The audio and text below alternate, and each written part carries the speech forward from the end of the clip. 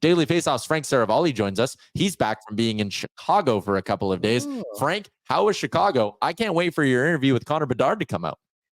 Yeah, it was a great trip.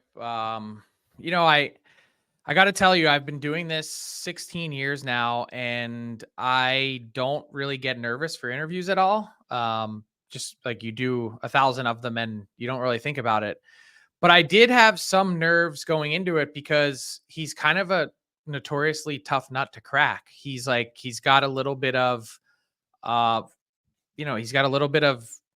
probably even like 8 years ago McDavid in him, where he just there's not a ton that he says or reveals. He's pretty guarded, and kind of like McDavid, he's all hockey, right? Like there's not a lot else to really chew the fat on. So I was a little concerned going in, like, holy smokes, how do you make a whole podcast episode out of one guy who may not say much? But he ended up being great, and he really, my goal was to go into it to try and get him to reveal how his brain works when he's on the ice. And he did start to share some of that and kind of peel back a layer. And I'm looking forward to everyone hearing it.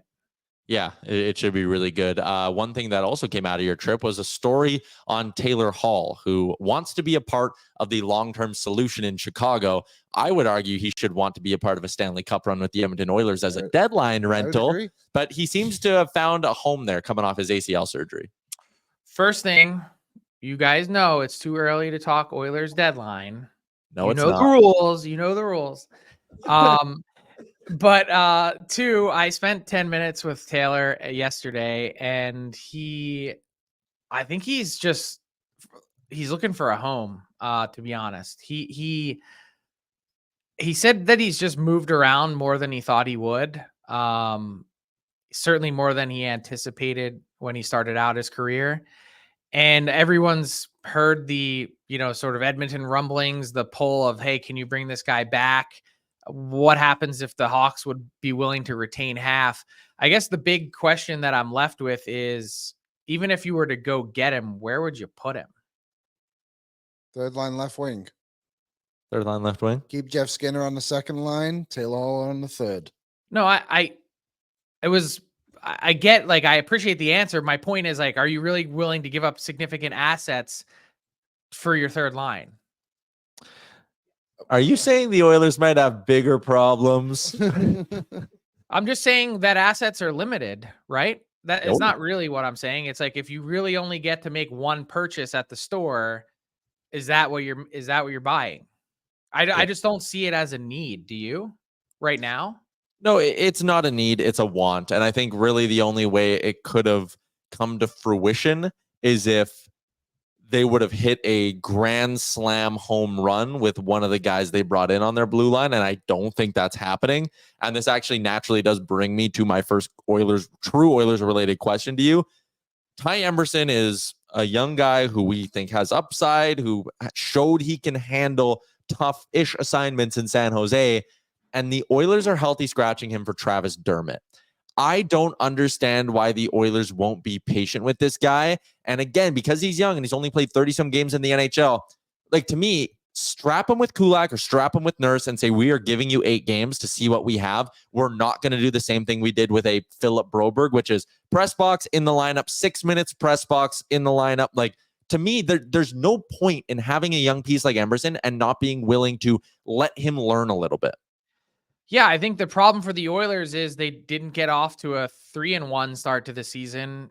They're in this hole where they're kind of already looking up at teams in their division and just trying to right and steady the ship, and don't really want to find out what it's like to experience if there are growing pains in his game.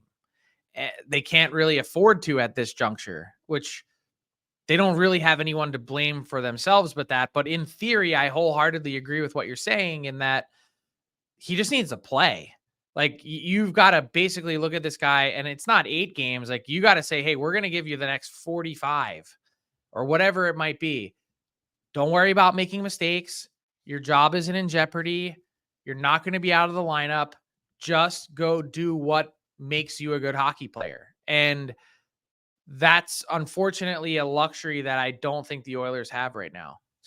Yeah, and I guess they got to win 5 games in a row and be in a nice spot. Then maybe you're like, okay, every loss doesn't sting or feel as monumental. But it's still, I mean, even today they're back to mixing up the forward lines again, and I don't know, I don't get it. And to keep going with maybe the Emberson point, I don't know if he wants me to share this, but Bruce Kurlock is a wicked smart guy, Frank, and he made a joke to me the other day. He was like, man, you would think you look around the NHL and you see all the good young players who are playing in the league that have come to the Oilers system, and you'd be like, boy, the Oilers have something good going on down there in Baco. But Michael Kesselring is on Utah, and Lavoie's now in Vegas' system. Not a good example here, but Holloway and Broberg are both playing well. McLeod scored 4 goals in 4 games, and it's like, again, this should all point back to the idea of an Emberson or a Philp or whatever, and go, just play them. Just see what you have for 15 games, and don't be so worried about period-to-period results.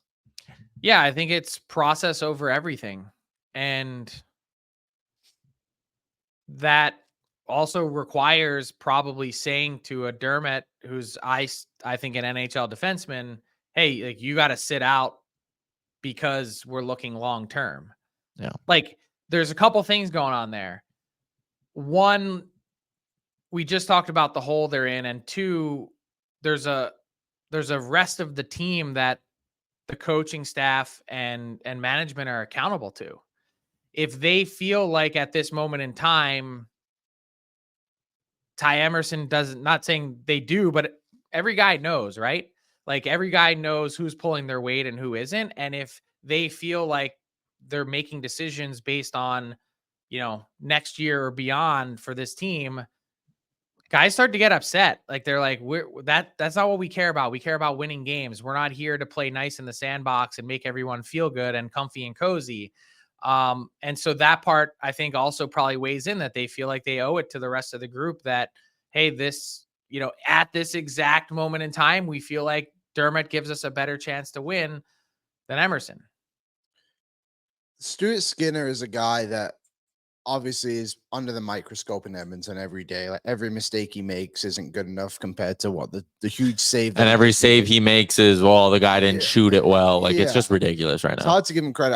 I'm curious what the league perception on this guy is. Do people actually think he's good, or do we overvalue him? And by we, like, literally only me and you, it feels like sometimes.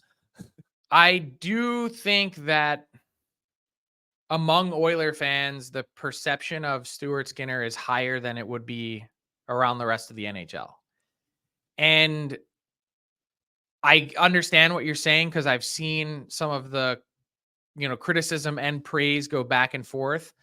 For me, when I look at Skinner's game, the biggest thing is just the waves. It's way too high and too low. Like, he's either on fire or he is like among the worst goalies in the league. And it seems like there's just no middle ground. I know that sounds like hyperbole, but you can even, like, I still go back to this story that Matt Larkin wrote like 10 days ago. Go look at his month-to-month save percentage last year. It's either like top 5 or it's in like the 30s, 40s, or 50s in the league in terms of rank. And you go, how could that be possible? Particularly with a pretty good team for the most part playing in front of him. Now, that said, I don't know how Stuart Skinner finds his, like, what is his B game? Like, when you play 55 nights a year, there's invariably just going to be some nights that you don't have it. He hasn't raised that threshold of his bad game to a high enough level yet. And part of that is probably just experience. Part of it's like, again, this is a guy that was thrust into a spot that I don't think anyone was expecting at that given time. And so he's had to kind of learn a lot of this on the fly. There hasn't been that sort of comfortable, period that we were just talking about with Emerson to just like, hey, just go out and do it. But I think there's tons of room for improvement there that frankly just needs to be better and more consistent. I do agree with like to start the season, he struggled in moments too. But I think one thing, part of it as well, is he seems to be the only one that gets to blame when the others get blown out 6-0 or 4-1 or something like that. You know what I mean? And the other thing that does kind of irritate me is the people who will be like, this blue line's not good enough. and Stuart Skinner sucks. And it's like, okay, well, I mean, one of those might be contributing to the other. And I think they do go both ways. Like if Stuart Skinner was playing better right now to start the year, we would maybe view the blue line differently. And if the blue line was built better, we would maybe have a goalie with better numbers than Stuart Skinner. But I think it's tough. Here's my issue. Pardon? And not to cut you off. Like, here's my issue is that when you look at the first, is it 7 games? Yeah. When you look at the first 7 games, I'm not looking at those saying the Oilers defense was an issue. Like that's not the reason that they have a poor record. And so when you have an offense that starts through the first 4 or 5 games and is as explosive as it is, but doesn't score, it's okay to ask your goalie to make a save. And he doesn't. It's like when one side of the team is broken, he's not picking it up. There's never this like balance that exists. It's either like all bad or no bad. And that's also another kind of problematic part of his game. That might be fluke. It might be whatever. It might be coincidence.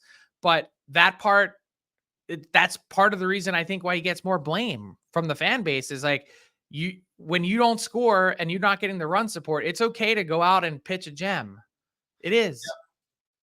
Yeah. And it's kind of funny. We were just talking about Janmark, and I was on my rant about how like people fell in love with what he did for the back half of the playoffs, and now it feels like he's immune to criticism. And then weirdly enough, it feels like people have also forgotten what Stuart Skinner did in the back half of the playoffs, how dialed in he was in those elimination games. Like, I know it. Listen, and this can go 2 ways. You could be like, hey, man, they finish off Vancouver way earlier if it's not for Stuart Skinner's struggles. But you can also sit there and go, they don't win game 6 or 7 without Stuart Skinner. And they don't win game 6 against Dallas if it's not for Stuart Skinner. And I don't know. I just feel like people want to bash him more than they should. And he's been put in a really tough spot. But where I'll agree with you is like other elite goalies have bad games.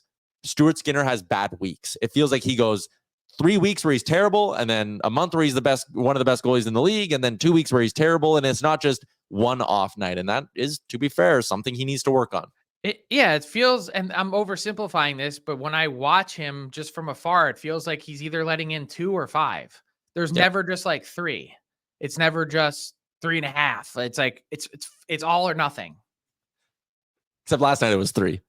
To be fair, but it went to overtime, and he did play. Last night was without a doubt his best game of the season. Okay, one more for you from me at least, and then you wanted to have a league one. Yeah, okay. But I'll go with the Great Clips question because we got one in the inbox. Even though Frank's gonna roll his eyes, with more than 4,400 hair salons throughout the United States and Canada, Great Clips is the world's largest hair salon brand and official hair salon of the NHL. Salons are locally owned and operated 7 days a week, and your time is valuable, which is why you can use the Great Clips check-in app to see the wait time, check in on your phone, and get your haircut when you want.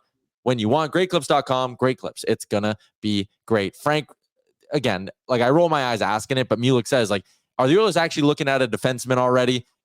Twitter is buzzing today. Provorov is the new flavor of the day in Columbus, which I like the player. Left shot, plays the right side though, so he fits in that regard. But again, like teams aren't pulling the plug on nothing yet. I mean, yeah, I don't. Not to my knowledge. I mean, I think there's a couple teams that are already starting to poke around because they'd like to improve. Nothing dire though, and that's not really the spot that the Oilers are in yet. I mean, we've talked about their cap situation and how, I mean, they could theoretically make a move right now if they wanted to cap wise because they haven't dipped into the Kane LTIR money yet. But like their goal is to accrue as much as possible so that they can get upwards of $9 million by the time the deadline rolls around. You know, getting out from that now just to make the move. I don't know how helpful that will ultimately be in the long run, unless a situation that's like a limited time opportunity presents itself, which I just don't think that's happening right now. League-wide question. Last one. I want to know who you think can kind of maintain their successful start of the season. The Ottawa Senators or the Calgary Flames? Which one? And I know Calgary's undefeated right now. That's obviously not going to stay the same. 80-2 will be their record. But who can kind of maintain themselves in the race for the playoffs when it comes down to it? Are those the only 2 teams I can pick from? Well, I can throw LA into that mix. Well, I just think those 2 teams are the most surprising. Like LA were in the playoffs last year. Utah, I think we all expect to take a jump. Washington spent this summer to be better. Those two. I don't know that we've talked enough about Minnesota. Like, they don't have a regulation loss yet. That sure. part, they might be the most surprising team outside of Calgary. Who can sustain it? I would say Winnipeg, not unbeaten, but like Winnipeg is way better than I thought. And I think the Sens can hang in the mix. I really do. I'm just not sold yet on Calgary. As great as a story as that has been, I still need another 2 weeks or so. And if they're still right there, I might, yeah, I'd say if they're still there in 2 more weeks, they're going to be a playoff team. Kirkland's signature has been a hell of a story for him. I love Costco so much. Going to get you one of those Kirkland signature sweaters. I want a hot dog. That's what I want. That's also fair. Hey, you went and saw Shane Gillis the other day. I love Shane Gillis. How was he? So good, so raunchy. Like, it was like really an uncomfortable hour and a half. That's how dirty it was. Was it just you and the wife? Yeah, and another couple. So it was Okay. it was very interesting. I'll say that. That is And funny. All right. but I gotta get your take though. What's your favorite Arkell song? Leather Jacket. Michigan left. Super early one from them. Super early. I'm a softie. I'm gonna go My Heart's Always Yours. Ooh, that's a good one. They usually play that like towards the end of the shows, but we got Max coming up right away. Excited for that chat. Frank, DFO rundown tomorrow, DFO live as always tomorrow as well. That is where you can find more from him. Thanks for doing this. See you guys.